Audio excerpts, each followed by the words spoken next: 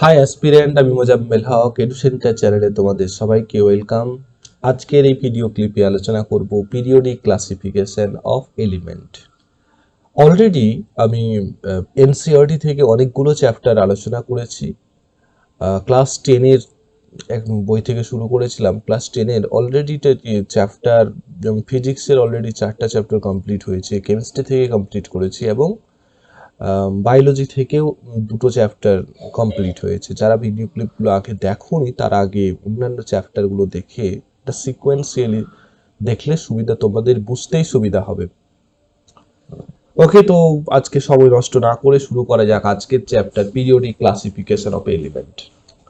Periodic classification তার মানে আমাদের যত রকমের এলিমেন্ট আশেপাশে আমরা যা কিছু পদার্থ যে দেখতে পাই, সেই পদার্থগুলোর একটা সাজানো দরকার ছিল। পিরিয়ডিক ক্লাসিফিকেশন মানে পরপর একটা ক্লাসিফিকেশনের একটা শ্রেণীবিন্যাস করার খুব দরকার ছিল।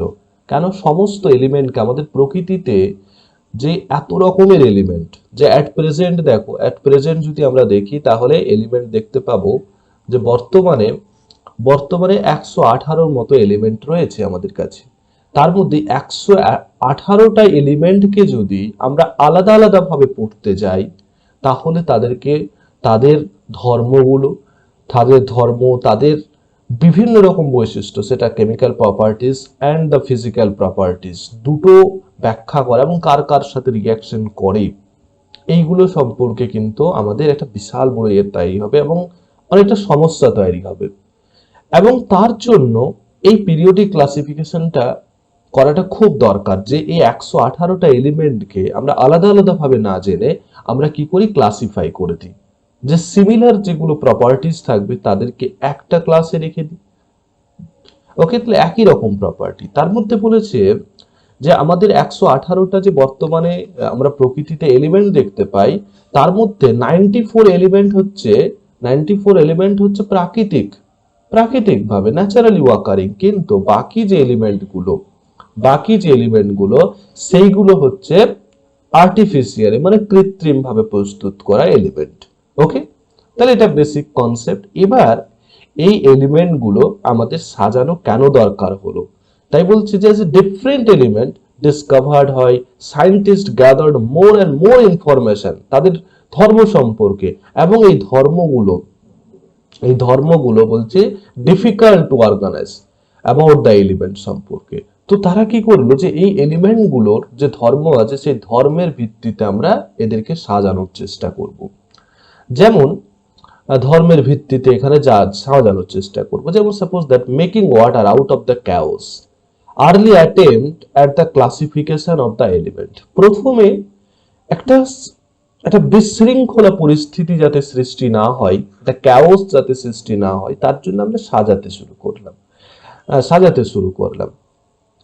তো এখানে সাপোজ দ্যাট এখানে একটা ছবি দেখতে পাচ্ছি, আমরা ছবিটা যদি একটু করি, ডেপিক্ট করি, তাহলে বুঝতে পারবো যে এখানে যতগুলো জিনিস আছে সেগুলোকে কি করছে, একটা ক্লাসিফাই করার চেষ্টা করছে, যে একই রকমের যে জিনিসগুলো সেইগুলোকে একভাবে রাখার চেষ্টা করছে। যেমন আমরা প্রায় যখন কোনো মুদিখানার দোকানে যাই তখন খুব সহজভাবে একটা লক্ষ্য করি যে প্রত্যেক আইটেমের স্পেসিফিক কিছু আইটেম আছে যেগুলো কিন্তু স্পেসিফিক লোকেশনে আছে। বা আমরা যখন মেডিকেল শপে যাই তখন কিন্তু হ্যাফাজেটলি সেখানে সাজানো থাকে না, সেখানে সেখানে মেডিসিন শপে মেডিসিনগুলো যে থাকে সেইগুলো কিন্তু একটা নির্দিষ্ট, এবং যিনি ফার্মাসিস্ট আছেন ওখানে বসে থেকেই উনি কিন্তু সহজভাবে বলে দিতে পারেন যে কোথায় কোন মেডিসিনটি রয়েছে। তার মানে এটা সাজানোটা, এটাই হচ্ছে সুবিধা, যাতে খুব সহজভাবে, যেমন এখানে বলেছে যে তোমরা শপিং মলে যখন যাও তখন দেখবি প্রত্যেকটা আইটেম আছে, যে বাচ্চাদের জন্য আইটেম, প্যান্টের জন্য যেখানে প্যান্ট আছে সেখানে প্যান্ট রয়েছে, যেখানে ট্রাউজার রয়েছে সেখানে ট্রাউজার পাবে শুধু, যেখানে আমাদের ফুল স্লিভ হয়তো শার্ট রয়েছে সেখানে শুধু ফুল স্লিভ শার্ট। এইরকম কেন রাখা হয়েছে, যাতে একটা ক্যাওস সৃষ্টি, বিশৃঙ্খলা সৃষ্টি না হয়। তো যাই হোক, এইগুলোর কারণেই ক্লাসিফিকেশনটা দরকার ছিল, এবং সর্বপ্রথম আমাদের যে কনসেপ্ট থেকে শুরু করতে হবে সেটা হচ্ছে ডবনিয়ার-স্ট্রাইড। ওকে, তো ডবনিয়ার-স্ট্রাইড কে ছিল? 1817 সালে জন ওয়ালফার্গ ডবনিয়ার আর জার্মান কেমিস্ট ছিলেন একজন। ওকে, তিনি একজন জার্মানির কেমিস্ট ছিলেন। 1817 সালে তিনি কি করলেন, এই এলিমেন্ট গুলোকে, ওই সময় তো 118টা এলিমেন্ট ছিল না, তো ওই সময় যে সমস্ত এলিমেন্ট গুলো ছিল প্রকৃতিতে সেইগুলোকে তিনি অ্যারেঞ্জ করার চেষ্টা করলেন, যে একই রকম যাদের ধর্ম রয়েছে, ধরে না এই তিনটা এলিমেন্টের একই ধর্ম, তো এদের একটা ক্লাসে, আর একটা তিনটা এলিমেন্টের ধর্ম তাদেরকে আর একটা ক্লাসে, অন্য তিনটার ধর্ম অন্যরকম, তার মানে আর একটা ক্লাসে। এইভাবে তিনটা তিনটা করে এলিমেন্ট কি করলেন, একটা গ্রুপ তৈরি করলেন। ওকে, একটা গ্রুপ তৈরি করলেন। তো এই যে একটা গ্রুপ, তিনটা তিনটা এলিমেন্টের একটা যে গ্রুপ তৈরি করলেন, এটাকে বলা হতো ডবনিয়ারের ট্রাইড। ওকে, তাহলে ডবনিয়ারের ট্রাইড বলতে কি বুঝো, যে তিনটা তিনটা এলিমেন্টের একটা গ্রুপ তৈরি করলেন, এবং এই এদের প্রপার্টি গুলো সম্পর্কে যেটা বললেন, সেটা বলছে যে he identified some groups, okay, so called this triads, যেটাকে আমি বললাম যে এখানে এটা একটা ট্রাইডস, এটা একটা ট্রাইডস। ওকে, তো কি দেখলেন তিনি, এই যে তিনটা তিনি সাজালেন, সাজানোর একটা পার্সপেক্টিভ যদি দেখা যায়, যে এখানে আমি ছবিটা দেখে আমি ক্লিয়ার করে দিচ্ছি, যে তিনি একটা গ্রুপ তৈরি করলেন, যে গ্রুপ এ, আমি একটা গ্রুপ এ বা গ্রুপ বি এরকম করে আছে, তো গ্রুপ এ তে কাকে রাখলেন, নাইট্রোজেনকে রাখলেন, ফসফরাসকে রাখলেন, আর্সেনিককে রাখলেন। রেখে তিনি দেখলেন যে অ্যাটমিক মাস, নাইট্রোজেনের অ্যাটমিক মাস 14, ফসফরাসের হচ্ছে 31 এবং আর্সেনিকের হচ্ছে 74। ওকে, 74। গ্রুপ বি তে দেখো, গ্রুপ বি তে এবং তার অ্যাটমিক মাস, গ্রুপ সি তাদের অ্যাটমিক মাস, এরকম করে তিনি রাখলেন।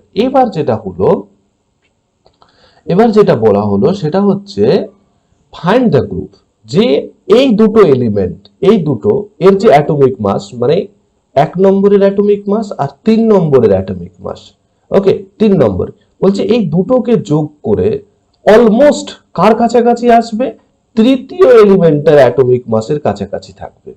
তিনি এই জিনিসটা এটা বললেন। যেমন এখানে lithium, sodium, potassium, atomic mass কার, প্রথমটা লিথিয়ামের অ্যাটমিক মাস 6.9, সোডিয়ামের 23 এবং পটাশিয়ামের 39। এবং লিথিয়াম এবং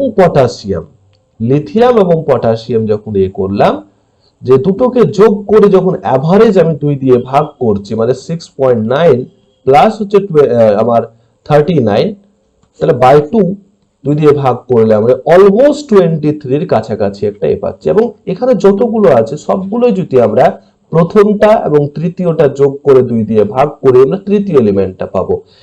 তৃতীয় এলিমেন্টটা, যেমন এই এলিমেন্টটা এবং এই এলিমেন্টটার অ্যাটমিক মাস যোগ করলে আমরা কি পাবো, তৃতীয় এলিমেন্টটার অ্যাটমিক মাস পাবো। তাহলে এইরকম করে তিনি একটা গ্রুপ তৈরি করেছিলেন, এবং এই গ্রুপকে বলা হতো ডবনিয়ারের ট্রাইড। ক্লিয়ার? আশা করি বোঝা গেছে। যেমন এখানে ডবনিয়ারের ট্রাইডের কথা, যেমন এই যে একটা ডবনিয়ারের ট্রাইড, এটা একটা ট্রাইব, এটা একটা ট্রাইড। ওকে, এই রকমের তিনি ভাবে সাজানোর চেষ্টা করেছিলেন। ক্লিয়ার হলো? তো কিছু কিছু ক্ষেত্রে যে দেখা গেল 3 element from the element non at that time, ওই সময় কিন্তু ক্লাসিফিকেশন সমস্ত এলিমেন্টের ক্ষেত্রে কিন্তু ফিক্সড হয়নি। মানে কিছু কিছু ক্ষেত্রে তিনি করতে পেরেছিলেন, কিন্তু ম্যাক্সিমাম ক্ষেত্রে তিনি কিন্তু করতে পারেননি। ওকে, কিছু কিছু ক্ষেত্রে এক্স্যাক্টলি ভ্যালু আসলো না। যখন আসলো না, তার মানে তিনি অ্যাটমিক মাসটাকে দেখলেন, যে অ্যাটমিক মাস হিসাবে সাজিয়ে তিনি দেখলেন যে প্রথম এবং তৃতীয়টাকে যোগ করলে, অ্যাভারেজ করলে আমরা দ্বিতীয়টা পাচ্ছি। কিন্তু এটা সমস্ত ক্ষেত্রে অ্যাপ্লিকেবল ছিল না বলে এটা কিন্তু রিজেক্ট হয়ে যায়। ওকে, এটা রিজেক্ট হয়ে যায়। তাহলে এখান থেকে আমরা কি বলবো, যে ডবনিয়ারের ট্রাইডের কনসেপ্টটা কি ছিল, জাস্ট এইটুকু জানলেই যথেষ্ট। ওকে, এবং ডবনিয়ার কোথাকার কেমিস্ট ছিলেন, একজন জার্মানির কেমিস্ট ছিলেন। জাস্ট হয়ে গেল এখান থেকে, আর তেমন কিছু না। এখানে যেটা first observation on platinum as a catalyst and discovered similar triad of atom which lead to the developed periodic classification, যা দরকার নেই এটা। এবার তারপরেই আসলো নিউল্যান্ড বলে আরেকজন সায়েন্টিস্ট। তিনি যেটা করেছিলেন, তিনি হচ্ছে একজন ইংলিশ সায়েন্টিস্ট ছিলেন, লন্ডনের। এবং তিনি যেটা করেন সেটা হচ্ছে ল অফ অক্টেভ, মানে 8টা এলিমেন্টের তিনি একটা রুলস যেটা নিয়ে আসলো। তো ল অফ অক্টেভে জাস্ট ছবিগুলো দেখলে, এখানে একটা দেখলে ক্লিয়ার হয়ে যাবে যে নোট, মিউজিকের যে নোট, সেই বেসিসে তিনি করলেন। আমরা মিউজিকে যেমন সা রে গা মা পা ধা নি, এইরকম করে আমরা যে মিউজিকের যে নোট সেটাকেই তিনি এখানে ফলো করার একটা চেষ্টা করলেন। কি রকম, আমরা হিলিয়াম এরকম করে তিনি এই আটটা তিনি যে সাজিয়েছেন টোটাল, এখানে দেখো আটটা সাজিয়েছে, এখানে একটা আটটা সাজিয়েছে, আটটা সাজিয়েছে। তো এইরকম তো এইরকম তো এখানে যখন আমরা দেখতে যাব, এখানে যখন দেখতে যাব যে তিনি তিনি যেটা করলেন, তিনি যে করলেন সেটা হচ্ছে যে properties with their atomic mass correlate করলেন, যে পারমাণবিক যে ভর সেটার উপরে তিনি কোরিলেট করলেন। ওকে, তার মানে শুধুমাত্র ডবনিয়ার নয়, ডবনিয়ারও অ্যাটমিক মাসটাকে দেখেছিলেন, অ্যাটমিক মাসটাকে গুরুত্ব দিলেন। পরবর্তীকালে নিউল্যান্ড বলে যে সায়েন্টিস্ট এবং ইংরেজি বৈজ্ঞানিক, তার সাথে সাথে তিনিও কিন্তু কোরিলেট করলেন কাকে, অ্যাটমিক মাসটাকে, এবং তার উপর ভিত্তিতে তিনি কি করলেন, ইনক্রিজিং অ্যাটমিক মাস, ওকে, অ্যারেঞ্জ করলেন তাদেরকে কিসের ভিত্তিতে, পারমাণবিক ভরের ভিত্তিতে। লোয়েস্ট অ্যাটমিক মাস যেমন হাইড্রোজেন দিয়ে, এবং শেষে করলেন থোরিয়াম, যেটা 56th এলিমেন্ট, তখন ওই সময় 56টা এলিমেন্ট আবিষ্কৃত হয়েছিল। হ্যাঁ, তিনি যেটা দেখতে পেলেন যে 8th element had similar properties to that of the first element. যখন তিনি পরপর করে সাজাতে গেলেন যে প্রথম এলিমেন্টটা 5th এলিমেন্টের সাথে, এবং তিনি এটাকে কম্পেয়ার করলেন মিউজিকের সাথে, today octave found in the music, এটাকে আমরা ল অফ অক্টেভ বলে থাকি, ওকে, অথবা নিউল্যান্ডের অক্টেভ রুলস বলা হয়ে থাকে। প্রপার্টিজ অফ, যদি লিথিয়াম দেখি, মানে সাপোজ দ্যাট যদি পরপর আমি সাজাতে যাই, যেমন এখানে দেখতে পাচ্ছি যে পরপর যদি সাজাতে যাই, তাহলে পরপর সাজাতে গিয়ে দেখা গেল যে লিথিয়াম, হাইড্রোজেন আছে, লিথিয়াম আছে, বেরিলিয়াম আছে, বোরন আছে, কার্বন আছে, তাহলে এরকম করে, তাহলে এটা ফার্স্ট এলিমেন্ট, এটা second element, third element, fourth element, এটা হচ্ছে ফিফথ এলিমেন্ট, এটা সিক্সথ, এটা সেভেন্থ, এটা এইট। তার মানে ফার্স্ট এলিমেন্টটা 8 এলিমেন্ট, এটা ফার্স্ট এলিমেন্ট ছিল, এটা হচ্ছে এটা 8 নম্বর এলিমেন্ট। একই রকম লিথিয়াম, তার মানে লিথিয়াম 2 নম্বর এলিমেন্ট, তাহলে এটা ফার্স্ট লোকেশন, এর সাথে কার ম্যাচ করবে, সোডিয়ামের ম্যাচ করছে, তার মানে এটা সোডিয়াম থেকে 8 নম্বর পজিশন অবস্থান করছে। বেরিলিয়াম, এখানে আমি যদি এই সিরিজ থেকে দেখি, তার মানে এটা 8 নম্বর, বেরিলিয়াম থেকে 8 নম্বরে পড়ছে। তার মানে দেখো একই গ্রুপে রেখে দেওয়া হয়েছে তাদেরকে একই গ্রুপে রেখে দেওয়া হয়েছে, সেই কারণে তাহলে এই রুলটাকে বলা হতো অক্টেভ রুল। ওকে, ক্লিয়ার, অক্টেভ রুলে এটাকে করা হয়েছিল। তো এই অক্টেভ রুলে যে প্রবলেমটা হলো যে ল অফ অক্টেভ অ্যাপ্লিকেবল কত দূর পর্যন্ত ছিল। আমাদের অলরেডি আমরা যখন দেখলাম, যখন ডবনিয়ারের ট্রাইড দেখেছিলাম, তখন সেখানে বলেছিলাম যে এই রুলসটা সমস্ত ক্ষেত্রে কিন্তু পসিবল হচ্ছিল না, সমস্ত ক্ষেত্রে পসিবল হচ্ছিল না। ওকে, কিছু কিছু ক্ষেত্রে সেটা অ্যাপ্লিকেবল ছিল। তেমনি আমরা এই ল অফ অক্টেভ, যেটা অষ্টকের যেটা সূত্র বাংলায় বলা হয়, সেই অষ্টকের সূত্র কিন্তু সমস্ত এলিমেন্ট কতদূর পর্যন্ত অ্যাপ্লিকেবল ছিল, ক্যালসিয়াম পর্যন্ত। এটা কিন্তু একটা ড্রব্যাক, যে সমস্ত এলিমেন্টের ক্ষেত্রে, সমস্ত পদার্থের ক্ষেত্রে এটা প্রযোজ্য ছিল না। ক্যালসিয়ামের পরে যখন আমরা দেখছিলাম যে 8 নম্বর এলিমেন্ট ফার্স্ট এলিমেন্টের সাথে ম্যাচ করছে না, প্রপার্টি সেম হচ্ছে না, তার মানে এই রুলস অ্যাপ্লিকেবল নয়। এবং তখন প্রকৃতিতে 56টি এলিমেন্ট ছিল, 56টি এলিমেন্ট ছিল, এবং তিনি বললেন যে ভবিষ্যতে আর কোন এলিমেন্ট আবিষ্কার হওয়ার সম্ভাবনা নেই। কিন্তু পরবর্তীকালে আজকে দেখো 118 খানা এলিমেন্ট। তার মানে অক্টেভের যে রুল আমরা যদি ল অফ অক্টেভে দেখি, তাহলে অক্টেভে যে বলে গেল যে আর কোন এলিমেন্ট আসবে না, এইরকম। তার মানে এই নিউল্যান্ডের এই অক্টেভ রুল, ইনার যে প্রেজাম্পশনটা ছিল সেটা ভুল ছিল, যে এই ধারণাটা করা যেতে পারতেন। এটা বললেন যে একদম আর কোনো এলিমেন্ট ডিসকভার্ড হবে না। ওকে, এবং পরবর্তীকালে এই যে 56টা এলিমেন্টের পরে যে এলিমেন্ট গুলো আসলো, সেই এলিমেন্ট গুলো কিন্তু অক্টেভের রুল ফলো করেনি। তার মানে অক্টেভের রুল ফলো করেনি, তার জন্য এটা রিজেক্ট হয়ে গেল। ওকে, দেখা গেছে 2 element in the same slot, some unlike element under the same slot. কিছু এলিমেন্ট আছে যাদের প্রপার্টি সেম হচ্ছে, আবার কিছু এলিমেন্ট আছে তাদের নিজেদের মধ্যেই প্রপার্টি, তার মানে একই স্লটে রেখে দিয়েছে, একই স্লটে কিছু কিছু এলিমেন্ট নিজেদের মধ্যে শো করছে, আবার কিছু কিছু এলিমেন্ট আছে তার অনেক প্রপার্টিজ কিন্তু শো করছে না। যেমন আমি দেখি যদি কোবাল্ট এবং নিকেল সেম স্লটে রয়েছে, ওকে, সেম কার সাথে রেখে দেওয়া হয়েছে, ফ্লুরিনের সাথে, fluorine, chlorine, bromine, very different, মানে কোবাল্ট এবং নিকেলের প্রপার্টি এদেরকে সেম স্লটে রাখা হয়েছে কিন্তু এদের প্রপার্টিজ কিন্তু ভেরি ভেরি ডিফারেন্ট। আয়রন যেটা কোবাল্ট এবং নিকেলের সাথে রাখা হচ্ছে কিন্তু তাদেরকে আয়রন থেকে অনেক দূরে রাখা হয়েছে কোবাল্ট এবং নিকেলকে, তার মানে ল অফ অক্টেভ এই কারণে কি হয়, ইররেলেভেন্ট হয়ে যায়, যুক্তিপূর্ণ এটা তখন সেই সময় এটা গ্রহণযোগ্য ছিল না।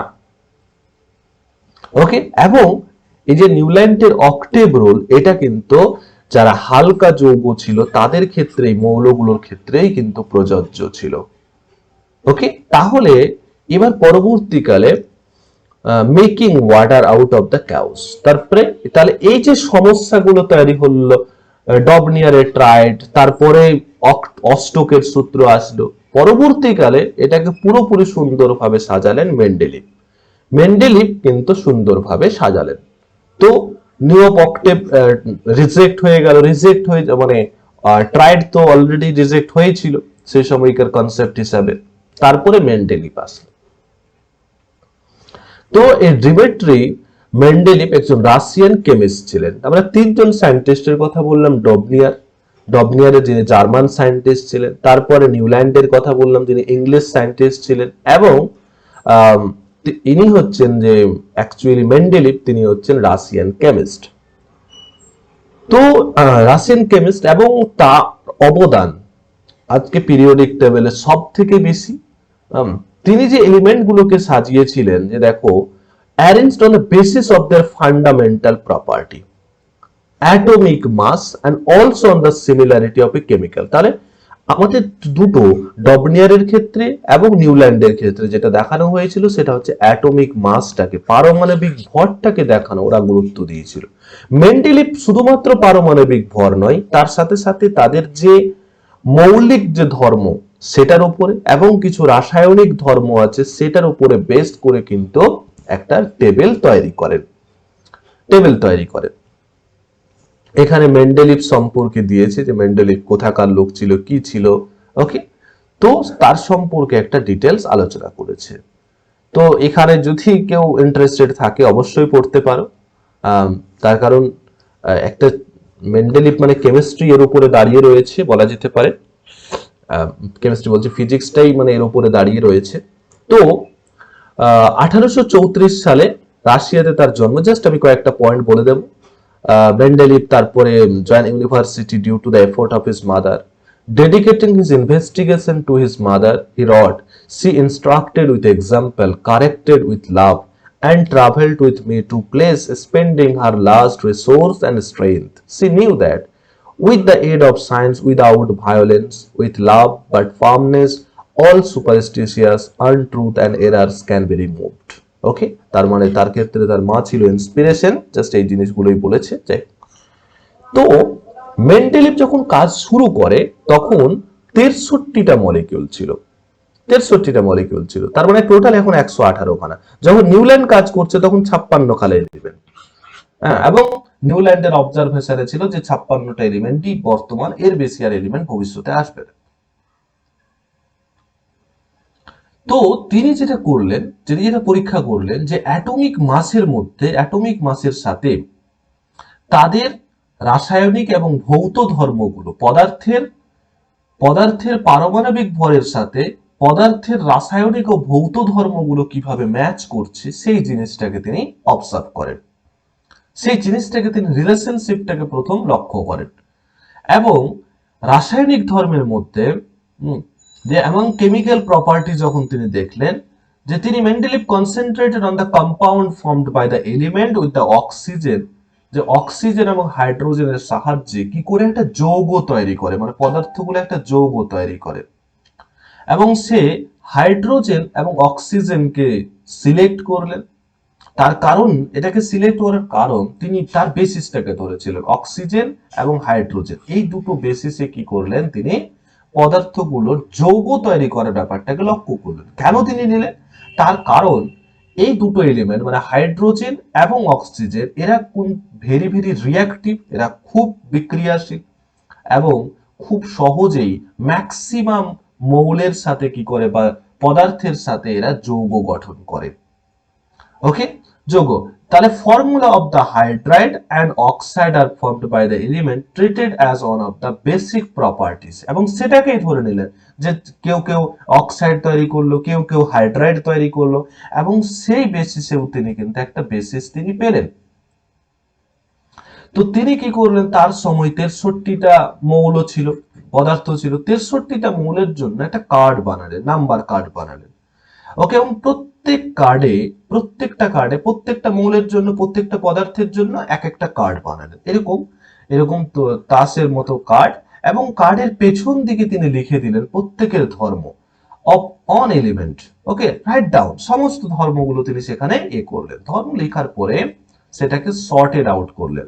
প্রথমে 63টা কার্ড নিয়ে 63টা পদার্থের প্রত্যেকের ধর্ম তিনি লিখলেন, কিসের উপর বেস করে? একটা অক্সাইড এবং হাইড্রাইড তৈরি হচ্ছে কিনা তার উপর বেস, এবং আরো কিছু প্রপার্টিজ। এবং যারা একই রকম ধর্মগুলো রয়েছে তাদেরকে কি করলেন উনি সর্টেড আউট করলেন, সিমিলার প্রপার্টি যাদের কাছে। Okay, pin the card together on. তারপরে কি করলেন, তিনি দেওয়ালের মধ্যে সমস্ত কার্ডগুলোকে পরপর তিনি কি করলেন, সাজানোর চেষ্টা করলেন, পিন করে দিলেন। তিনি দেখলেন most of the element got a place in the periodic table, okay, and were arranged in the order of their increasing atomic mass. তিনি দেখলেন যে 63টা যৌগের মধ্যে ম্যাক্সিমাম যৌগ আছে যারা তাদের তাদের কি হিসাবে সাজানো হয়ে গেছে, অলরেডি একটা টেবিলের মতো ফিগার চলে এসেছে, এবং সেটা সাজানো হয়েছে ইনক্রিজিং অ্যাটমিক মাস, পদার্থের পারমাণবিক ভরের উপর বেস করে আস্তে আস্তে পারমাণবিক ভরটা বেড়েছে। এবং তার সাথে সাথে তিনি অবদক লক্ষ্য করলেন একটা পিরিয়ডিক মানে একই রকমের recurrence of the element with similar physical, এবং একটা মানে 1 নম্বর মৌলটার মধ্যে যা ধর্ম দেখতে পাচ্ছি 8 নম্বরটার বা কোন একটা মৌলের, এবং তারপরের 8টার মধ্যে একরকম ধর্ম, তার মানে একটা নির্দিষ্ট অন্তর পরে পরে একটা ধর্ম কিন্তু রিপিট হচ্ছে। এই যে recurrence of the element with similar on the basis Mendeleev formulate periodic law. Okay, periodic law, যে পিরিয়ড অনুসারে একটা নির্দিষ্ট পিরিয়ডে কি হয়েছে, একই প্রপার্টিজ আবার রিপিট হয়েছে। Mendeleev periodic state that properties of element are the periodic function of their atomic mass, যে যখন আমি পদার্থগুলোকে পারমাণবিক ভর হিসাবে সাজাচ্ছি তখন দেখা যাচ্ছে একটা নির্দিষ্ট পিরিয়ড অন্তর একই প্রপার্টিজ আবার রিপিট হচ্ছে, এটাই তিনি বললেন। ওকে, তাহলে মেন্ডেলিভের পিরিয়ডিক ল এর definition, the properties of the element মানে পদার্থের ধর্মগুলো কি হচ্ছে, পিরিয়ডিক ফাংশন মানে একটা নির্দিষ্ট পিরিয়ড পরে একরকম প্রপার্টিজ রিপিট হচ্ছে। তো মেন্ডেলিভ যে পিরিয়ডিক টেবিলটা তৈরি করলেন সেখানে কতগুলো ভার্টিক্যাল মানে এইরকম ভার্টিক্যাল যে কলামগুলো দেখতে পাই তাদেরকে গ্রুপ বলা হয়, এবং এইরকম আমরা হরাইজন্টালি যেটা দেখতে পাই সেটাকে পিরিয়ড বলা হয়, জাস্ট আমরা দেখবো এখানে। যেমন এই যে ছবিটা দেখতে পাচ্ছি, তার মানে এটা একটা কি, এটা একটা গ্রুপ, এটা একটা গ্রুপ, এটা একটা গ্রুপ, এটা একটা গ্রুপ, আর পিরিয়ডটা হচ্ছে এটা, যে এটা এখানে বলে দিয়েছে যে পিরিয়ডটা হচ্ছে ডাউনওয়ার্ড আর গ্রুপটা হচ্ছে আমার এইদিকে। ওকে, ক্লিয়ার হয়েছে? তাহলে পিরিয়ডটা হলো। তো এখানে আমার জাস্ট বলার যে এখানে দেখো দুটো জিনিস খুব আমি অবজারভেশন করাবো, যে যৌগগুলো কি যৌগ তৈরি করে, মানে এটা যদি ক্লিয়ার হয় অন্তত কেমিক্যাল প্রপার্টিজ, কেমিক্যাল রিঅ্যাকশন এইগুলো বুঝতে খুব সুবিধা হবে। যেমন অক্সাইড এবং হাইড্রাইড যেটা তৈরি করেছে সেটা হচ্ছে R2O, মানে পিরিয়ড মানে আমি যদি গ্রুপ 1 বলি, যে 1 নম্বর গ্রুপে যতগুলো আমাদের পদার্থ আছে তারা অক্সিজেনের সাথে বিক্রিয়া করে কি করে, R2O যৌগ তৈরি করে, মানে অক্সিজেনের সাথে আমি যদি সাপোজ দ্যাট হাইড্রোজেন ধরি, তার মানে R2 মানে এখানে হাইড্রোজেনকে ইন্ডিকেট করেছে, R2O তার মানে এখানে হাইড্রোজেনকে H2O লিখে দিল, তার মানে এর যৌগ। যখন অক্সিজেনের সাথে কি করবে H2, ঠিক একই রকম ভাবে আমি লিথিয়াম যাব, তার মানে লিথিয়াম, তার মানে এরকম হবে। আমি যদি সোডিয়ামের কথা বলি, যে সোডিয়ামের সাথে কি তৈরি করবে N2O, তাহলে একই রকম ভাবে হাইড্রোজেনের সাথে যদি যুক্ত হয়, ওকে, হাইড্রোজেনের সাথে যুক্ত হয় তাহলে আর এইচ, তাহলে প্রথমে আমি আর হাইড্রোজেন আছে তাহলে H ইনটু H, তারপরে H2, এরকম একটা যৌগ তৈরি করবে। ওকে, তাহলে এই জিনিসটা যদি আমার মুখস্থ থাকে, বা মুখস্থ রাখার দরকার নেই কিছু, যে আমরা প্রথম মানে ফার্স্ট গ্রুপে আমরা যেগুলো দেখতে পাচ্ছি, যে ফার্স্ট গ্রুপে যে সমস্ত যৌগ পদার্থগুলো রয়েছে তারা অক্সিজেনের সাথে বিক্রিয়া করে কি তৈরি করবে। আবার অনেক সময় কনফিউজড হয়ে যায়, যেমন পটাশিয়াম, আমি পটাশিয়াম আমার মনে নেই, কিন্তু আমি জানি যে এটা পিরিয়ডিক আমার গ্রুপ 1 এ আছে, তার মানে পটাশিয়ামের সাথে অক্সিজেন বিক্রিয়া করে R2O, তার মানে K2O তৈরি করবে, হাইড্রোজেনের সাথে বিক্রিয়া করে KH তৈরি করবে, তারপর এই সমস্ত যৌগ পটাশিয়াম হাইড্রাইড তৈরি হবে। ঠিক একই রকম গ্রুপ 2 তে যারা আছে তারা অক্সিজেনের সাথে বিক্রিয়া করে, যেমন হচ্ছে তোমার বেরিলিয়াম আছে, তাহলে বেরিলিয়াম অক্সিজেনের সাথে বিক্রিয়া করে কি করে RO, তার মানে বেরিলিয়াম, এটা হয়ে গেল। আর H2, তার মানে হাইড্রোজেনের সাথে বেরিলিয়াম বিক্রিয়া করে বেরিলিয়াম এরকম যৌগ তৈরি করে, তার মানে এটা হয়ে গেল। তাহলে এই জিনিসটা কিন্তু বেসিক যেটা প্রপার্টিজ, যে যার উপরে বেস করে কিন্তু এই বিক্রিয়াটা করেই অক্সিজেনের সাথে এবং হাইড্রোজেনের সাথে বিক্রিয়া করেই মেন্ডেলিভ কি করে তার পিরিয়ডিক টেবিলটাকে দাঁড় করান। মেন্ডেলিভ তার পিরিয়ডিক টেবিলটাকে তৈরি করেছিলেন, আশা করি বুঝতে গেছি।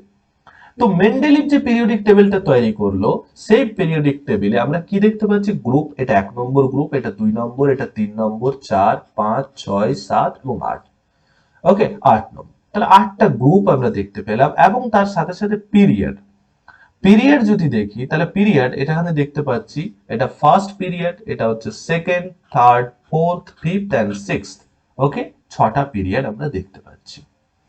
তো তিনি এটা পাবলিশ করেন 1872 সালে, এটাকে পাবলিশ করলেন, একটা জার্মান জার্নালের মধ্যে এটা পাবলিশ করেছিলেন, এবং তিনি ফর্মুলাটা টপ, আমরা যেটা একবারে শুরুতেই দেখলাম, আর মানে সেই পদার্থটাকে ইন্ডিকেট করছে, আমরা সেটা অলরেডি আমি উদাহরণ দিয়ে বলে দিয়েছি। তো এই মেন্ডেলিভ 1872 সালে যে পিরিয়ডিক টেবিল তিনি জার্মান জার্নালে পাবলিশ করলেন, সেখান থেকে কি কি অবজারভেশন, কি কি মেন্ডেলিভের পিরিয়ডিক থেকে আমরা কি পেলাম, অ্যাকচুয়ালি যদি দেখি কি বেসিসে সাজালেন সেই গল্প দেখলাম, তিনি কি রিঅ্যাকশন গুলো করেছিলেন সেটা দেখলাম।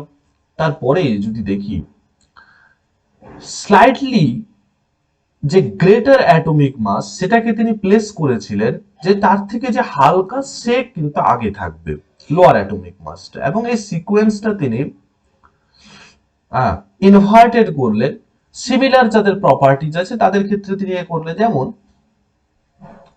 যে সিকোয়েন্সটা কিন্তু কখনো কখনো তিনি চেঞ্জ করে দিয়েছিলেন, মানে সবসময় যে অ্যাটমিক মাসটাকেই রেখেছেন সেই রকম না, কখনো কখনো একই রকম প্রপার্টিজ রয়েছে সেই জিনিসটাকেও তিনি লক্ষ্য করেছেন। যেমন কোবাল্ট, কোবাল্টের অ্যাটমিক মাস হচ্ছে 58.9, কার আগে আছে নিকেলের, নিকেলের হচ্ছে 58.7, তার মানে বিফোর আমাদের এখানে নিকেলটাকে আগে রাখা উচিত ছিল, কিন্তু 58.7 আছে, কিন্তু ওর অ্যাটমিক তাহলে কোবাল্টটাকে আগে রেখেছে, নিকেলটাকে পরে রেখেছে।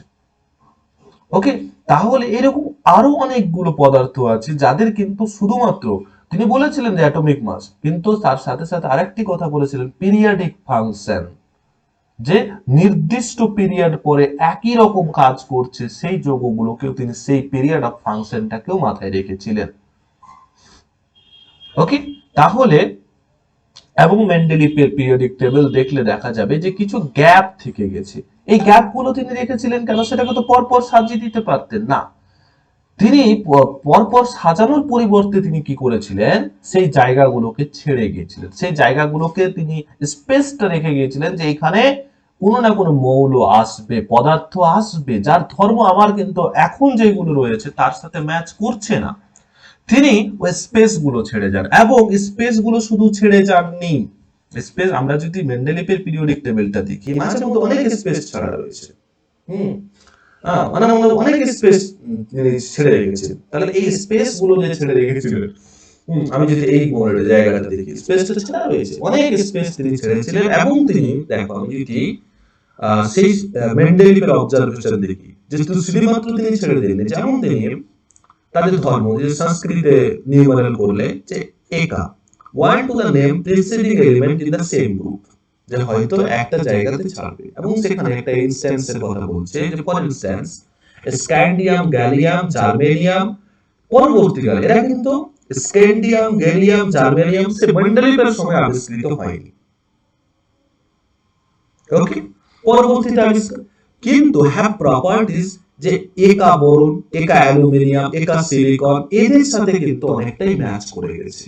ওকে, যে যে তার আগে কি হবে, তো এই কথাটা যখন আমরা দেখলাম যে বোরন বা অ্যালুমিনিয়াম এই সমস্তগুলো, তো এদের একা অ্যালুমিনিয়াম, গ্যালিয়াম, কারণ একা নাম দিয়ে গিয়েছিলেন যে আগে এলিমেন্টের নাম দিয়ে দিয়ে গিয়েছিলেন যে অ্যাকচুয়ালি এখানে কেউ আসবে, তো একা অ্যালুমিনিয়ামের তিনি মাস দিয়ে গিয়েছিলেন যে এর অ্যাটমিক মাস এই যে গ্যাপটার মধ্যে যে এলিমেন্টটা আসবে তার অ্যাটমিক মাস 68 হবে। পরবর্তীকালে পরবর্তীকালে পরবর্তীকালে যে এলিমেন্টটা আবিষ্কৃত হলো তার অ্যাটমিক মাস দেখা গেল 69.7, তার মানে তার প্রিজাম্পশন ছিল 68। যখন সেটা সত্যিকারে আবিষ্কৃত হলো পরবর্তীকালে তখন দেখলাম এটা, ওকে, তখন এটা দেখা গেল।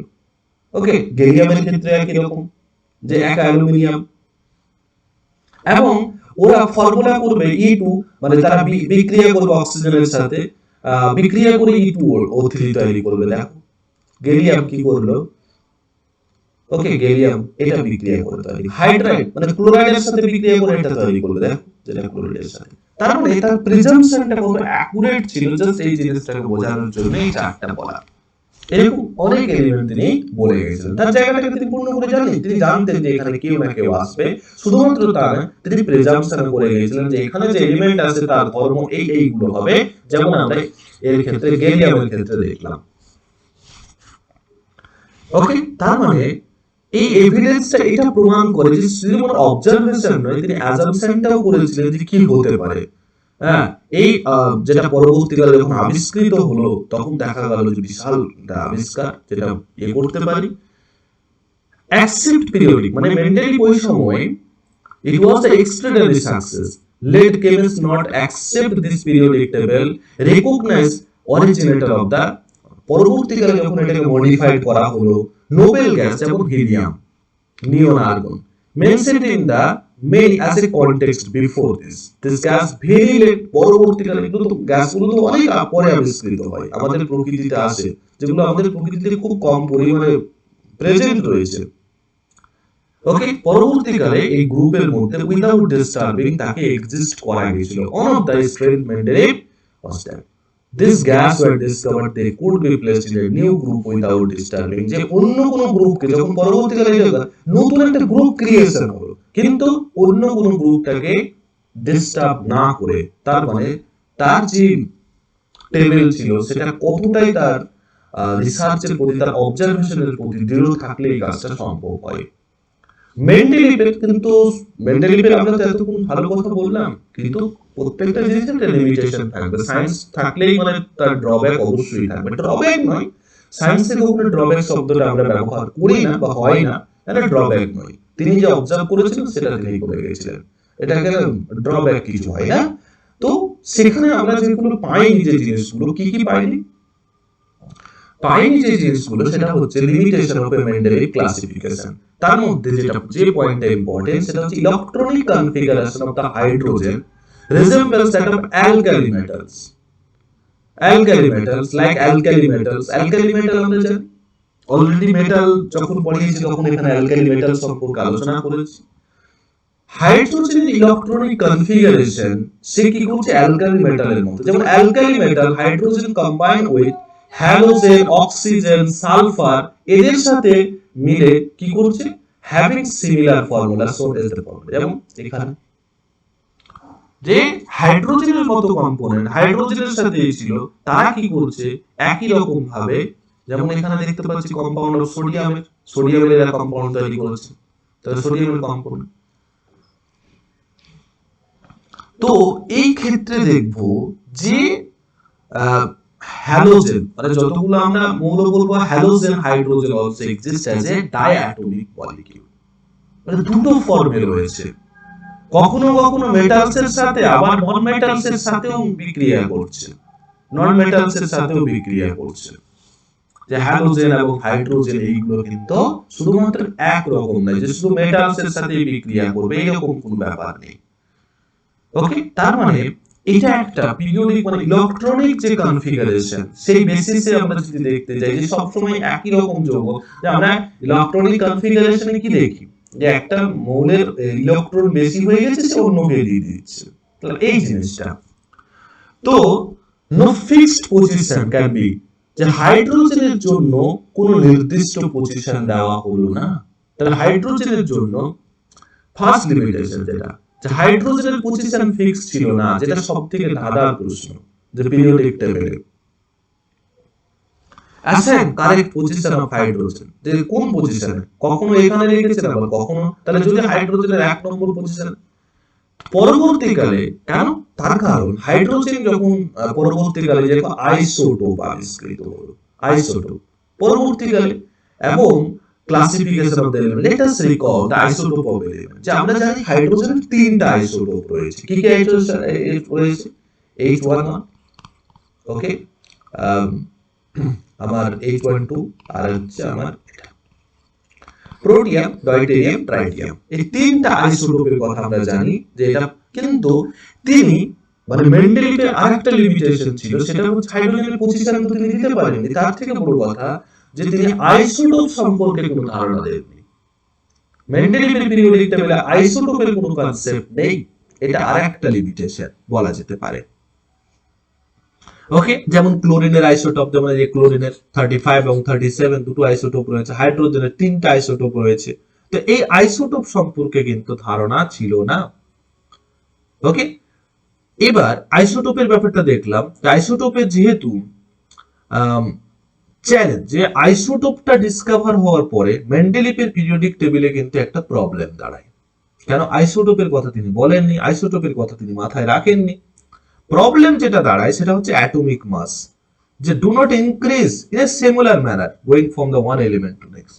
তারপরে একটা এলিমেন্ট থেকে যখন আরেকটা এলিমেন্টে যাচ্ছে তখন অ্যাটমিক মাস যে চেঞ্জ হচ্ছে, এই ধর্মটা যে তিনি বলেছিলেন সেটা কিন্তু এ হচ্ছে না। ওকে, যে দুটো এলিমেন্টের মাঝখানে যে এলিমেন্ট আবিষ্কৃত হয়েছে সেই এলিমেন্টটা সম্পর্কে একটা কনফিউশন তৈরি হয়েছে, ফলে এটাকে আরো রেকটিফাই করা হলো এবং making order of the chaos. তার মানে চেঞ্জটা কি করে হচ্ছে, আমরা ডবনিয়ারের ট্রাইড দেখলাম, তারপরে নিউল্যান্ড, তারপরে এটা কি মেন্ডেলিভ, এবং মেন্ডেলিভেও কিছু প্রবলেম দেখা গেল এবং সেই প্রবলেম থেকে মডার্ন পিরিয়ডিক টেবিল আসলো। এবং মডার্ন পিরিয়ডিক টেবিল, এখান থেকে কোশ্চেনটা আসে যে মডার্ন, দেখো 1872 সালে আমাদের এসেছিল মেন্ডেলিভ, তারপরে 1913 সালে হেনরি মসলে এই মডার্ন পিরিয়ডিক টেবিলটাকে কি করে তৈরি করেন। এটা কিন্তু ভেরি ভেরি ইম্পর্টেন্ট, যে মডার্ন পিরিয়ডিক টেবিল কে কনস্ট্রাক্ট করেছিলেন, তাহলে এটা মসলে কনস্ট্রাক্ট করেছিলেন। 1913 সালে কনস্ট্রাক্ট করেছিলেন। তিনি যেটা দেখলেন, তার যে অবজারভেশন সেটা হচ্ছে অ্যাটমিক নাম্বার, যে অ্যাটমিক নাম্বার সব থেকে বড় কথা, যে অ্যাটমিক মানে পারমাণবিক ভরের থেকে পারমাণবিক সংখ্যাটা, এটা পদার্থের একেবারে মৌলিক ধর্ম। তার মানে এতক্ষণ ডবনিয়ারও অ্যাটমিক মাসের উপর গুরুত্ব দিয়েছিলেন, নিউল্যান্ডও অ্যাটমিক মাসের উপর গুরুত্ব দিয়েছিলেন। মেন্ডেলিভ যখন আসে অ্যাটমিক মাসকে গুরুত্ব দিয়েছিলেন, তার সাথে সাথে কিন্তু তিনি পিরিয়ডিক ফাংশনটাকে গুরুত্ব দেন। কিন্তু মসলে যেটা করেন সেটা হচ্ছে যে অ্যাটমিক মাস থেকে সব থেকে গুরুত্বপূর্ণ তিনি ধর্ম মনে করেন সেটা হচ্ছে ফান্ডামেন্টাল ধর্ম হিসাবে বা মৌলিক ধর্ম হিসাবে, সেটা পারমাণবিক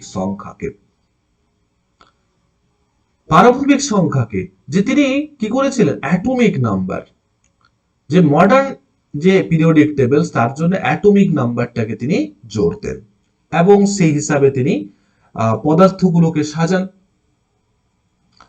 পদার্থগুলোকে সাজান। তো অ্যাকচুয়ালি পিরিয়ডিক ল এইভাবে হলো যে properties of element are as periodic function, যে সেম কথাই রাখলেন, যে যেটা বলেছিলেন, মেন্ডেলিভ বলেছিলেন অ্যাটমিক নাম্বারের বেসিসে আমরা যদি সাজাই তাহলে একটা নির্দিষ্ট পিরিয়ড পরে ফাংশনটা রিপিট হয়। সেম কথাই মসলে বললেন, কিন্তু তার পরিবর্তে অ্যাটমিক নাম্বার কথাটা জুড়ে দিলেন, অ্যাটমিক মাসের পরিবর্তে। অ্যাটমিক নাম্বার, প্রোটনস, ওকে, অ্যাকচুয়ালি অ্যাটমিক নাম্বার যখন আমরা বলি তখন হচ্ছে কাকে বোঝায়? অ্যাটমিক নাম্বার মানে কোন একটা পদার্থের পরমাণুর যে প্রোটন সংখ্যা সেটাকে বোঝায়। ওকে, এবং এই নাম্বারটা one element to the next এলিমেন্টে একটা কি হয়, চেঞ্জ হয়। প্রত্যেকের অ্যাটমিক নাম্বার সেম হবে না। তারপরে এইরকম element arranged in order of the increasing atomic number led us the classification, যেটাকে আমরা মডার্ন পিরিয়ডিক টেবিল বলে থাকি। Properties of A element could be made with more precise, মানে অ্যাটমিক মাসের ক্ষেত্রে যেটা আমরা প্রিসাইজলি একটা প্রিজাম্পশন করতে পারছিলাম, প্রেডিকশন করতে পারছিলাম, সেটা অ্যাটমিক নাম্বারের ক্ষেত্রে, পারমাণবিক সংখ্যার ক্ষেত্রে সেটা আরো সুন্দরভাবে কি করা হলো, প্রেডিক্ট করা সম্ভব হলো। ওকে, প্রেডিক্ট করা সম্ভব হলো সেই ক্ষেত্রে। যেমন যদি দেখা যায় যে এই যে ধর্মটা এখানে যে দেখতে পাচ্ছি, এখানে যেটা দেখতে পাওয়া যাচ্ছে, যেমন এখানে আমরা এটা দেখতে পাচ্ছি, জাস্ট এটাকে একটু ছোট করে নিই আমি, তাহলে আরো ক্লিয়ার হবে। জাস্ট দেখা যাচ্ছে এবার। তাহলে এখানে আমরা একটা পুরো চার্ট এখানে পাচ্ছি, ভালো কথা। তাহলে গ্রুপ নাম্বার, যে হাইড্রোজেনকে দেখো গ্রুপ, এটা তো আমাদের গ্রুপ আছে, এটা একটা গ্রুপ। তো এবং এটা পিরিয়ড, তো টোটাল পিরিয়ড দেখতে পাচ্ছি এখানে টোটাল 1 থেকে শুরু করে 7টা পিরিয়ড রয়েছে, 1 থেকে শুরু করে টোটাল 7টা। এবং 1 থেকে এখানে যদি গ্রুপ দেখি তাহলে টোটাল কটা গ্রুপ রয়েছে, এখানে টোটাল 18টা গ্রুপ রয়েছে, গ্রুপ নাম্বার। তো এখানে প্রেডিক্ট যেটা করলেন যে হাইড্রোজেনের অ্যাটমিক নাম্বার 1, যেটা কিন্তু মেন্ডেলিভের পিরিয়ডিক টেবিলে ছিল না, তারা কিন্তু জোর দিয়েছিলেন অ্যাটমিক মাসের উপর, এই যে 1.0। তারপরে তারপরে 2 নম্বর পজিশনে রাখলেন কাকে, হিলিয়ামকে 4.0। তারপরে লিথিয়াম, ওকে 6 পয়েন্ট। তো এই রকম করে তো মেন্ডেলিভের পিরিয়ডিক টেবিলে কি হয়েছিল, যে তারা অ্যাটমিক মাসটাও কিছু কিছু জায়গাতে কিন্তু এই হয়েছিল, কিন্তু এখানে তিনি এটা সাজালেন যেটা পর পর অ্যাকচুয়ালি দেখো নাম্বারটা আমরা দেখতে পাবো, যে দেখো উপরে যে নাম্বারটা মেনশন করা আছে সেটা হচ্ছে পারমাণবিক সংখ্যা, আর এই ছোট করে নিচে যেটা দেওয়া আছে সেগুলো হচ্ছে পারমাণবিক ভর, পারমাণবিক ভর, ক্লিয়ার, পারমাণবিক ভর। এইরকম করে তিনি এটাকে করেছিলেন। তো এটা হলো modern periodic table. Modern periodic table থেকে আমরা অবশ্যই দেখব,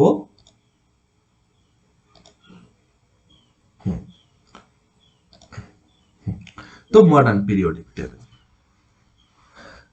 3 limitation of a modern periodic table, মানে মেন্ডেলিভ পিরিয়ডিক টেবিল, সেটা হচ্ছে যে অ্যানোমালাস পজিশন, যে হাইড্রোজেনের পজিশনটা ফিক্স ছিল না, যে কখনো ও কি করছে, ক্ষারের সাথে বিক্রিয়া করছে, ক্ষারের সাথে বিক্রিয়া করছে। দেখো, আমরা we see that the basis on which the position of the element modern periodic table টা depend, যার উপরে বেস করে আমরা কিন্তু দেখা গেল যে হাইড্রোজেন কখনো হ্যালোজেনের সাথে বিক্রিয়া করছে, হ্যাঁ, আবার কখনো নন মেটালস এর সাথে। তো এবার দেখো যে মডার্ন পিরিয়ডিক টেবিলে আমরা টোটাল 18টা গ্রুপ পেলাম এবং 7টা পিরিয়ড পেলাম, 7টা পিরিয়ড পেলাম। যেটা কিন্তু এখান থেকেও কিন্তু খুব সহজ কোয়েশ্চেন হলে জিজ্ঞাসা করে যে মেন্ডেলিভের পিরিয়ডিক টেবিলে কটা পিরিয়ড ছিল এবং কটা গ্রুপ ছিল, সেখানে অলরেডি আমি বলেছি। ওকে, এরকম আমরা যদি এখানে দেখি তাহলে 18টা গ্রুপ দেখতে পাচ্ছি, ভালো কথা। এবার তাহলে যে this element contain the same number, তো একই এলিমেন্টে that all these element contain the same number of a valence electron। এখানে একটা পয়েন্ট আমি দেখতে চাই, এই যে জাস্ট ডিসাইড দ্য, এখানে বলেছে placing of an element in a certain group and period. তো একটা পিরিয়ডে বা একটা গ্রুপে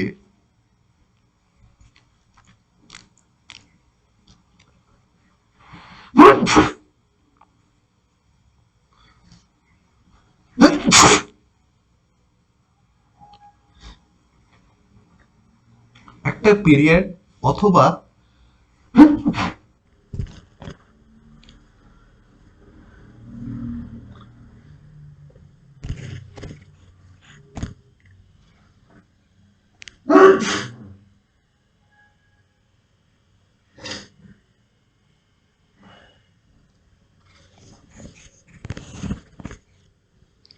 হ্যাঁ, তো যেটা বলছিলাম একটা গ্রুপ অথবা একটা পিরিয়ডের মধ্যে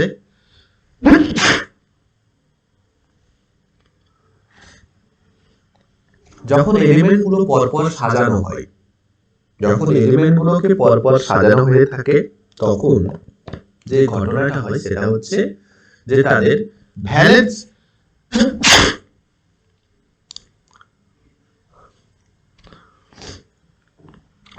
ইলেকট্রনটা সেম হয়। ভ্যালেন্স ইলেকট্রনের কথা কোনটা বলছি, যে ভ্যালেন্স ইলেকট্রন কোনটা, ভ্যালেন্স ইলেকট্রন যে পদার্থের ইলেকট্রনিক যদি আমরা কনফিগারেশন করি, ইলেকট্রনিক কনফিগারেশন করলে লাস্ট কক্ষপথে যে ইলেকট্রন গুলো পায় সেটাকে বলা হয় যোজ্যতা ইলেকট্রন। ভ্যালেন্স ইলেকট্রন মানে যোজ্যতা ইলেকট্রন বলা হয়ে থাকে। এবং এই যোজ্যতা ইলেকট্রনই কিন্তু গুরুত্বপূর্ণ ভূমিকা গ্রহণ করে যৌগ বা কম্পাউন্ড তৈরি করতে গেলে। কম্পাউন্ড যদি তৈরি করতে যাই তাহলে সেই ক্ষেত্রে কিন্তু ভ্যালেন্স ইলেকট্রনটা একটা গুরুত্বপূর্ণ রোল প্লে করে। তো এবার দেখুন বলা হয়েছে যে similarly element present in the any one group have the same number of valence electron, যে একটা গ্রুপের মধ্যে যতগুলো এলিমেন্ট আছে তাদের কিন্তু ভ্যালেন্স ইলেকট্রনটা সেম হয়। যেমন আমি যদি ক্লোরিন ধরি, যে গ্রুপে আছে ক্লোরিন আছে সবাই হচ্ছে 17 গ্রুপে আছে, 17 এবং আউটার মোস্ট সেলের ক্ষেত্রে যদি দেখি সেই ক্ষেত্রে 7টা ইলেকট্রন কিন্তু দেখতে পাওয়া যাবে। ওকে, periodic to signify or identical order of the cell, electronic configuration প্রত্যেকের কিন্তু সেম কনফিগারেশন দেখতে পাওয়া যাবে। কনফিগারেশন দেখতে পাওয়া যাবে, এটা কিন্তু একটা অবজারভেশন যে যখন একই রকম এতে সেলের মধ্যে আছে। Second, do not have the same number of valence electron, same number of cell। Okay, shell এক আছে, আমরা যখন সেকেন্ড পিরিয়ড দেখতে যাব যে তাদের ক্ষেত্রে যেটা দেখতে পাবো সেটা হচ্ছে যে ভ্যালেন্স ইলেকট্রন এক নেই, কিন্তু কি সেম আছে, ভ্যালেন্স ইলেকট্রনটা সেম, সেলটা সেম আছে। এটা কে সেল, এটা এল সেল, তারপরে এম সেল, এরকম করে যে সেল আছে এগুলোকে সেল বলা হয়। তো সেই সেলটা সেম আছে, সেই সেলটা সেম আছে, সেটা কোথায় আমরা দেখতে পাবো, সেটা পিরিয়ডে দেখতে পাবো। কিন্তু গ্রুপের মধ্যে আমরা দেখছিলাম যেটা, সেটা হচ্ছে তোমার ভ্যালেন্স ইলেকট্রনটা। Okay, number of a valence cell electron increase by 1 until the atomic number increase। তো যাই হোক, এটা একটা জিনিস এটা অবজার্ভ করা যায়, সেটা আমরা পিরিয়ড থেকে কিন্তু একটা প্রেডিকশন করতে পারি যে এটা আমরা পিরিয়ড থেকে কি জানতে পারি, অ্যাকচুয়ালি পিরিয়ড থেকে আমরা কি জানতে পারি এবং সেল থেকে মানে অ্যাকচুয়ালি গ্রুপ থেকে আমরা কি জানতে পারি, সেই জিনিসটা অনেক সময় প্রশ্ন আসে। এবার এখানে মডার্ন পিরিয়ডিক টেবিলে যেমন ভ্যালেন্সির কথা বলেছে, যে ভ্যালেন্সি মানে হচ্ছে যোজ্যতা। যোজ্যতা যে অ্যাকচুয়ালি যখন একটা পদার্থের মধ্যে মানে শেষ কক্ষপথে মানে ইলেকট্রনিক কনফিগারেশন, আমি যদি সোডিয়াম সাপোজ এটা একটা বুঝিয়ে দিই, সোডিয়ামের ক্ষেত্রে 1123, তার মানে এই ইলেকট্রন হচ্ছে 11টা ইলেকট্রন রয়েছে। আমরা যেটা ফর্মুলা আছে, তো ফর্মুলাটাতে হচ্ছে 2n²। তো ফার্স্ট কক্ষপথকে আমরা কে কক্ষপথ বলি, বা এটাকে কে কক্ষপথ মানে প্রথম কক্ষপথ 2n², তার মানে n এর ভ্যালু হচ্ছে 1, n², তার মানে এটা প্রথম কক্ষপথে দুটো ইলেকট্রন। তারপরে l হচ্ছে 2 নম্বর কক্ষপথ, তার মানে 2 ইনটু n এর ভ্যালু হচ্ছে আমার 2, তার মানে এটা 4, তার মানে 8। পরের কক্ষপথ KLM, m এটা m কক্ষপথ, তার মানে n এর ভ্যালু এবার m এর ভ্যালু 3, তার মানে n হোল স্কয়ার করি আমি, তার মানে এখানে হয়ে গেল আমার 18টা। এইরকম করে তারপরেরটা দেখবো 32টা আসবে ইলেকট্রন গুলো। তাহলে সোডিয়ামকে যদি সাজাই, তাহলে সোডিয়ামের এটা আমি নিউক্লিয়াস করলাম, তারপরের কক্ষপথে আমি সোডিয়ামকে দুটো ইলেকট্রন, মানে এটা হচ্ছে ফার্স্ট কক্ষপথ, এটা তো নিউক্লিয়াস, এটা তো নিউক্লিয়াসের বাইরে ইলেকট্রনিক কনফিগারেশন ড্র করছি, এটা দুটো ইলেকট্রন। তারপরে এখানে তারপরের কক্ষপথে 8টা ইলেকট্রন হবে, তাহলে এই দুটো ইলেকট্রন, এটা 3টা ইলেকট্রন, এটা 4টা ইলেকট্রন, এটা 5টা ইলেকট্রন, 6টা ইলেকট্রন, এটা 7টা ইলেকট্রন, এটা 8টা ইলেকট্রন, এটা 9টা ইলেকট্রন, না 9টা বলছি, 9টা তো হবে না,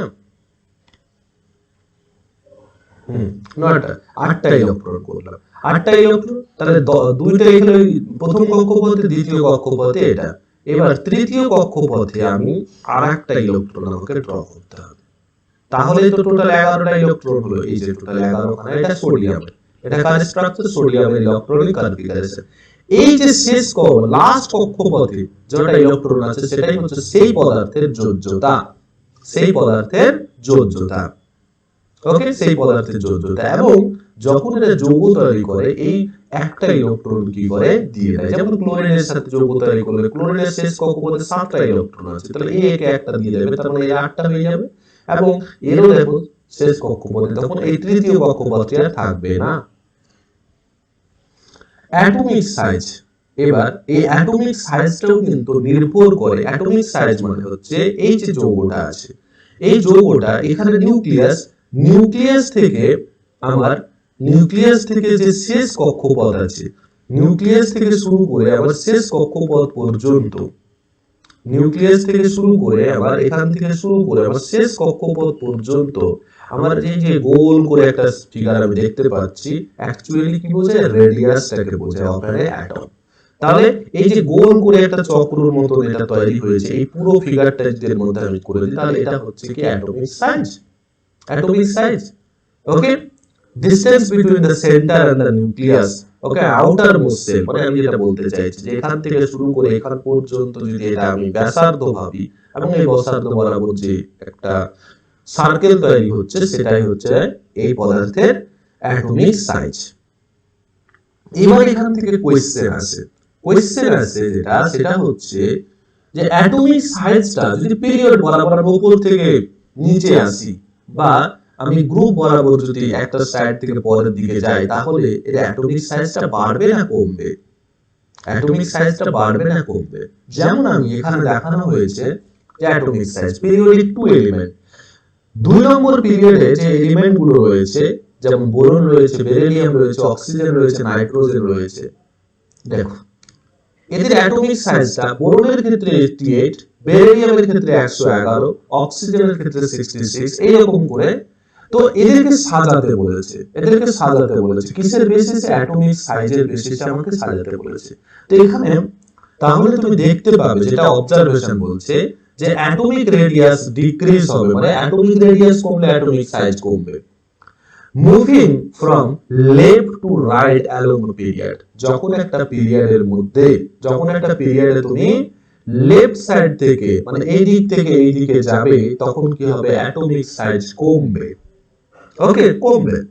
ওকে, তার কারণটা বলে দিয়েছে যে ইনক্রিজ নিউক্লিয়ার চার্জটা বেড়ে যাওয়ার জন্য।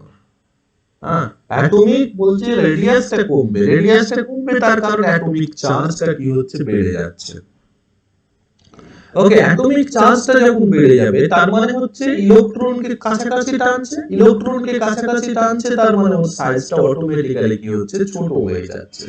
তাহলে এটা আমরা যখন পিরিয়ড বরাবর যাচ্ছি, কিন্তু যখন আমি গ্রুপে যখন যাব তখন বলছে যে অ্যাটমিক সাইজটা কি রকম হবে, এটাই কিন্তু কোশ্চেন আসে পরীক্ষায় যে যখন অ্যাটমিক সাইজটা কি হবে? ডাউন দা গ্রুপ যাব, ডাউন দা গ্রুপ গেলে সেটা কি হবে?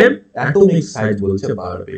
তার মানে যখন অ্যালং দা পিরিয়ড যাচ্ছি তখন ছোট হচ্ছে, কিন্তু ডাউন দা গ্রুপ গেলে সেটা অ্যাটমিক সাইজ বাড়ছে। তার কারণ যে নতুন যখন আমি ডাউন দা গ্রুপ যাচ্ছি তখন কি হচ্ছে? সেল নাম্বারটা, আমরা পিরিয়ড বরাবর দেখছিলাম যে সেল নাম্বারটা চেঞ্জ হয়, আর সেল নাম্বার যখন চেঞ্জ হবে তখন অটোমেটিক্যালি কি হবে? সেল নাম্বার বাড়ছে, সেল নাম্বার বাড়ছে তার মানে অ্যাটমিক সাইজ আস্তে আস্তে কি হবে? বৃদ্ধি পাবে। ওকে, আউটার মোস্ট ইলেকট্রন তো অলরেডি আমি এটা বলে ফেলেছি। তাহলে এই একটা জিনিস অ্যাটমিক সাইজের উপর। এবার হচ্ছে মেটালিক এবং নন মেটালিক, যে কোনো একটা পদার্থ ধাতু হবে না সেটা অধাতু হবে, সেটাও বলছে পিরিয়ডিক টেবিলের উপর নির্ভর করে। কি রকম? যে সোডিয়াম, যে আমি সোডিয়াম এবং magnesium left hand side of the periodic table, that mean while the non metal যেমন সালফার, ক্লোরিন এইগুলো আমরা কি দেখছি? রাইট হ্যান্ড সাইডে দেখতে পাচ্ছি। এবং মিডলেও কিছু রয়েছে, সিলিকন রয়েছে, তো সেমি মেটাল হিসাবে। সাম প্রপার্টিজ বোথ মেটাল, যে অ্যাকচুয়ালি মেটালয়েড মানে হচ্ছে যারা কি করছে? মেটালের ধর্ম শো করছে, নন মেটালের ধর্ম শো করছে, এইরকম কিছু মাঝখানে আছে। তো সেপারেট করছে। এখানে তুমি একটা পুরো লাইন এভাবে টেনে দিতে পারো না। সেমি মেটালস এর গল্পটা বললাম, যেমন আমাদের সেমি মেটালস থেকে উদাহরণ আছে যে কারা কারা সেমি মেটালস। তো যেমন হচ্ছে boron, silicon, germanium, arsenic, antimony, tellurium, polonium, এগুলো হচ্ছে সবগুলো হচ্ছে মেটালয়েড, মানে এরা মেটাল এবং নন মেটালস এর দুটোই ধর্ম কিন্তু শো করে থাকে। এবং মেটাল বলতে যেটা বোঝায় যে মেটাল মানে হচ্ছে কি করবে, সে ইলেকট্রন, যেমন সোডিয়াম তার শেষ কক্ষপথ থেকে একটা ইলেকট্রন ছেড়ে দিচ্ছিল, তার মানে দ্যাটস এ মেটাল। আর যে গ্রহণ করছে তার মানে ক্লোরিন গ্রহণ করছিল, যে গ্রহণ করে সেটা হচ্ছে নন মেটাল, সেটা হচ্ছে নন মেটাল। এবং এ কিন্তু সোডিয়াম একটা ইলেকট্রন ছেড়ে দিয়ে Na পজিটিভ হয়ে গেছিল, ক্লোরিন একটা ইলেকট্রন নিয়ে গ্রহণ করে নেগেটিভ হয়ে গেছিল, ওকে, নেগেটিভ হয়ে যায়, ওকে, তার বেসিসেও কিন্তু এ করা যেতে পারে। এটা একটা কনক্লুড হলো তাহলে মেটালিক প্রপার্টিজ এবং নন মেটালিক। এবং মেটালিকটা চেঞ্জ কি করে হয়, তো বলছে যে এখানে যখন আমরা electron is decreasing because outermost, এখানে metallic character decrease, metallic character মানে ইলেকট্রন লুজ করার টেন্ডেন্সি কমে যাবে যখন আমি অ্যাক্রস দ্য পিরিয়ড যাব, এবং বেড়ে যাবে যখন ডাউন দ্য গ্রুপ হবে। তার মানে একই রকম যেটা অ্যাটমিক মাসে ছিল, মানে অ্যাটমিক সাইজে ছিল, সেম প্রপার্টিজ কিন্তু মেটালিকের ক্ষেত্রেও কিন্তু সেটা রিপিট হচ্ছে, সেটা রিপিট হচ্ছে। তাহলে একই রকম ভাবে নন মেটালস এর ক্যারেক্টার যদি বলতে যাই, তারা কিন্তু ইলেকট্রোনেগেটিভ হয়, ইলেকট্রোনেগেটিভ তারা গ্রহণ করছে, তারা ইলেকট্রন গেইন করে তারা একটা বন্ড ফরমেশনের চেষ্টা করছে, বন্ড ফরমেশনের চেষ্টা সেই সময় হচ্ছে কিন্তু। তো যেহেতু তারা ইলেকট্রোনেগেটিভিটি যেহেতু শো করছে নন মেটাল গুলো, তো রাইট হ্যান্ড সাইডে আমরা পিরিয়ডিক টেবিলে রাইট হ্যান্ড সাইডে এবং একেবারে উপরের দিকে দেখতে পাওয়া যায় oxide formed by the element because it's known that oxide metals are basic in nature, বলে এই জিনিসটা কিন্তু দেখতে পাওয়া যায়। এই গেল এই প্রপার্টিজ, বিভিন্ন রকমের প্রপার্টিজ সম্পর্কে, অ্যাটমিক সাইজটা কিরকম চেঞ্জ হয়, মেটালিক প্রপার্টি এবং নন মেটালিক প্রপার্টি, এখানে কিছু অ্যাক্টিভিটি রয়েছে যেগুলো অতটা আমাদের গুরুত্বপূর্ণ নয়, বিশেষ করে